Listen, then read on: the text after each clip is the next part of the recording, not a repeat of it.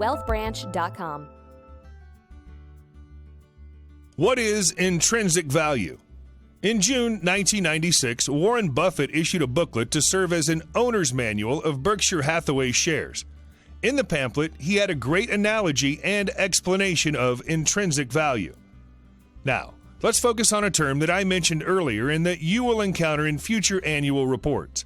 Intrinsic value is an all-important concept that offers the only logical approach to evaluating the relative attractiveness of investments and businesses.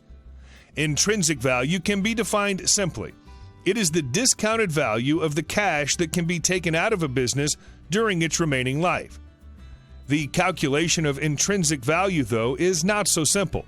As our definition suggests, intrinsic value is an estimate rather than a precise figure. And it is additionally an estimate that must be changed if interest rates move or forecasts of future cash flows are revised. Two people looking at the same set of facts, moreover, and this would apply even to Charlie and me, will almost inevitably come up with at least slightly different intrinsic value figures. That's one reason we never give you our estimates of intrinsic value. What our annual reports do supply, though, are the facts that we ourselves use to calculate this value. Inadequate though they are in telling the story, we give you Berkshire's book value figures because they today serve as a rough, albeit significantly understated, tracking measure for Berkshire's intrinsic value. In other words, the percentage change in book value in any given year is likely to be reasonably close to that year's change in intrinsic value. You can gain some insight into the differences between book value and intrinsic value by looking at one form of investment, a college education. Think of the education's cost as its book value.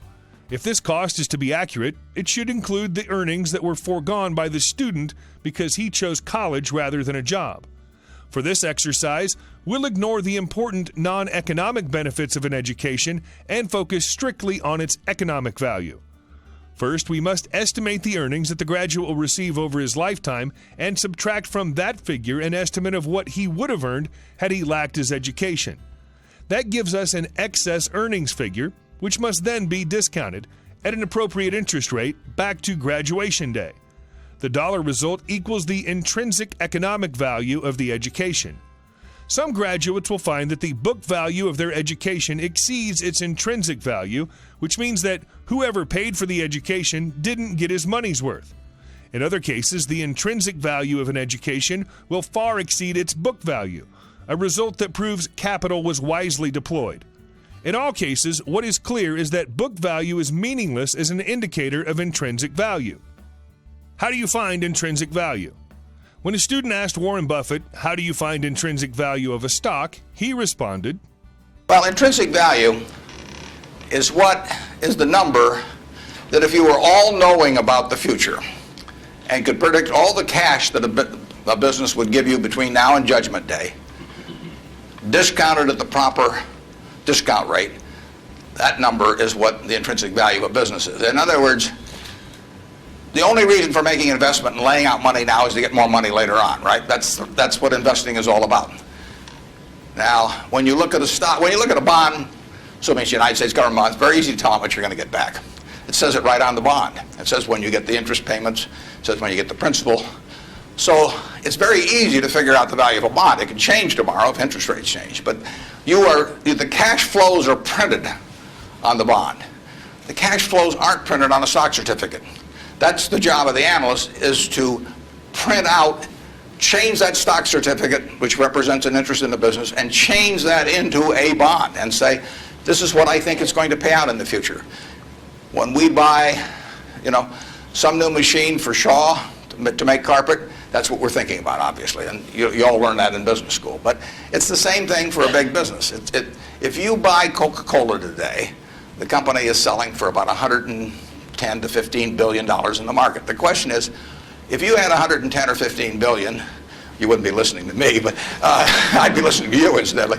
But the question is, would you lay it out today to get what the Coca-Cola company is going to deliver to you over the next 200 or 300 years? The discount rate doesn't make much difference as you get further out. And that is a question of how much cash they're going to give you.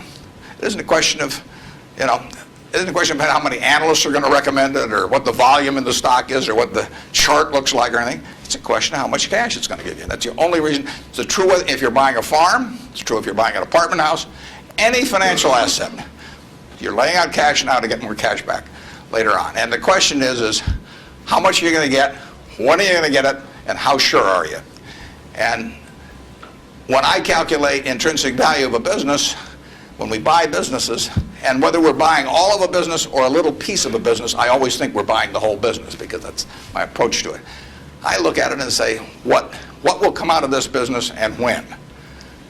And what you really like, of course, is them to be able to use the money they earn and earn higher returns on it as you go along. How Warren Buffett thinks about cash flows and discount rates. During the 1994 Berkshire Hathaway annual meeting, Buffett revealed his thoughts on future cash flows and discount rates. Good morning. My name's Howard Bascom. I'm from Kansas City, and I've got a theoretical value question for you. If you were to buy a business and you bought it at its intrinsic value, what's the minimum after-tax free cash flow yield you'd need to get?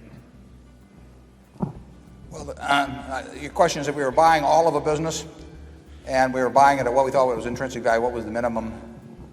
Correct. Present earning power or what the minimum discount rate of future streams? No, what's the minimum current after-tax free cash flow yield you'd need to get? We could conceivably buy a business. I don't think we would be likely to, but we could conceivably buy a business that had no current after-tax cash flow, but we would have to think it had a tremendous future. But we would not find, obviously, the current figures, particularly in the kind of businesses we buy, tend to be representative, we think, of what's going to happen in the future. But that would not necessarily have to be the case. You can argue, for example, in buying stock at a time when it was losing significant money.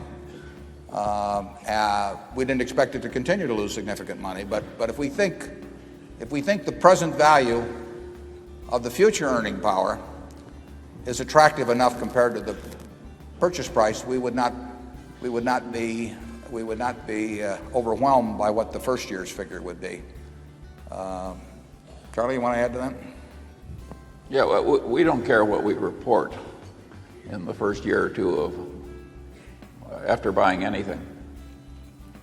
Well, I would say that in a world of 7% long-term bond rates, that we would certainly want to think we were discounting future after-tax streams of cash at least a 10% rate. But that will depend on the certainty we feel about the business. The more certain that we feel about a business, the closer we're willing to play it.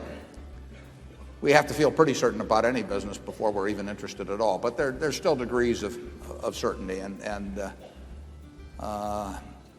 if we thought we were getting a stream of cash over the next 30 years that we felt extremely certain about, we would use a discount rate that would be somewhat less than if it was one where we thought we might get some surprises in 5 or 10 years. The possibility existed.